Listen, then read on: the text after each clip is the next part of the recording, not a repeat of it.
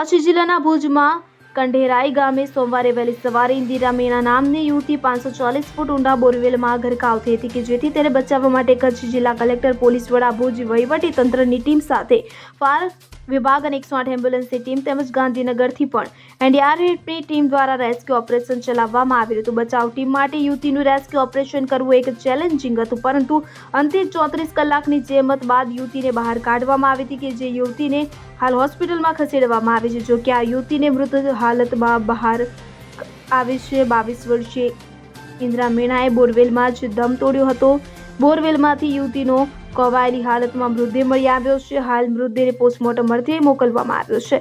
આ યુવતીએ આપઘાત કર્યો કે પછી આ હત્યાનો કેસ છે તેની સ્પષ્ટતા પોસ્ટમોર્ટમ સહિતના રિપોર્ટ બાદ થશે। હાલ આ ઘટનાને પગલે સ્વજનો સાથે ગ્રામજનોમાં ભારે ગમગીનીનો માહોલ છવાઈ જવા પામ્યો છે।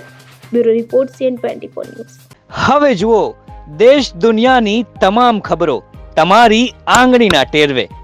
ઉઠાવો મોબાઈલ અને Google Play Store પરથી ડાઉનલોડ કરો અમારી CN24 ન્યૂઝ મોબાઈલ એપ।